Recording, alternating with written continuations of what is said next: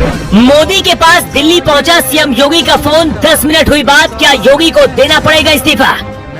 इस महिला के श्राप से खत्म हो गया अतीक अहमद का परिवार। शादी के 9 दिन बाद हो गई थी विधवा।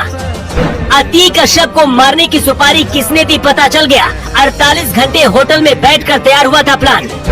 इधर अतीक अहमद को दफनाने की तैयारी हो रही थी, उधर सीएम योगी ने सीधे पीएम मोदी को फोन मिला दिया। वैसे तो योगी को सीधे दिल्ली जाना था, लेकिन हालातों को देखते हुए फोन पर ही बात करनी पड़ी और इसके बाद यूपी से लेकर दिल्ली तक खलबली मच गई। इधर अतीक अहमद की खबर खोदी जा रही थी और उधर जिस शख्स ने अतीक और अशरफ को मारने की पूरी प्लानिंग की, उसके बारे में भी पता चल गया। 48 घंटे एक होटल में बैठकर पूरी कहानी लिखी गई थी और फिर उसे अंजाम तक पहुंचाया गया। जिसने अतीक अहमद को मरवाया वो कौन है आपको बताएंगे, लेकिन उससे पहले आपको बताते हैं उस महिला की कहानी जिसके श्राप ने अतीक अहमद के परिवार को खत्म कर दिया। ये वो महिला है जो अतीक अहमद को खत्म करने के लिए पिछले 17 साल से लड़ाई लड़ रही थी। अतीक अहमद को बर्बाद करने और खत्म करने के पीछे सबसे बड़ा हाथ पूजा पाल का है। शादी के 90 दिन ही पूजा पाल के पति राजू पाल की हत्या अतीक अहमद और उसके भाई अशरफ ने करवाई थी। पूजा पाल बहुत गरीब घर की बेटी है। अस्पताल में 500 रुपए महीने की नौकरी करती थी।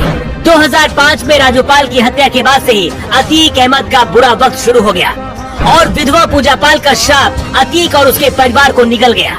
योगी सरकार में अतीक अहमद के गुनाहों का हिसाब हो गया है, लेकिन क्या अतीक अहमद की वजह से योगी आदित्यनाथ को मुख्यमंत्री की कुर्सी से इस्तीफा देना पड़ेगा? क्या दिल्ली से संदेश आ गया है और ऐसा क्यों होगा, इसकी वजह चलिए आपको बताते हैं। अतीक अहमद केस में अब असदुद्दीन ओवैसी की एंट्री हो गई है। ओवैसी पूरे देश के मुसलमानों को अपने पक्ष में करने की कोशिश कर रहे हैं और अतीक अहमद के जरिए हवा बनाकर योगी के खिलाफ बहुत बड़ी साजिश रची जा रही है। ओवैसी ने कहा आज बीजेपी सत्ता में है तो कल कोई और होगा, तब क्या होगा? जश्न तब मनाओ जब कोर्ट सजा देगा।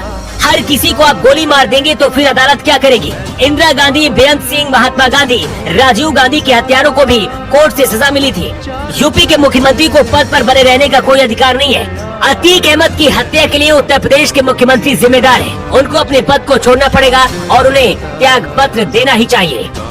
मायावती से लेकर अखिलेश यादव, डिम्पल यादव से लेकर कांग्रेस के बड़े बड़े नेता अतीक अहमद के पक्ष में बयान दे रहे हैं। ये सच है कि जिस तरह से अतीक अहमद की हत्या हुई वो गलत है, लेकिन ये भी सच है कि अतीक ने जिन लोगों को मारा और जिन लोगों को मरवाया, तब यही नेता उसके कंधे पर हाथ रखकर माला पहनाते थे।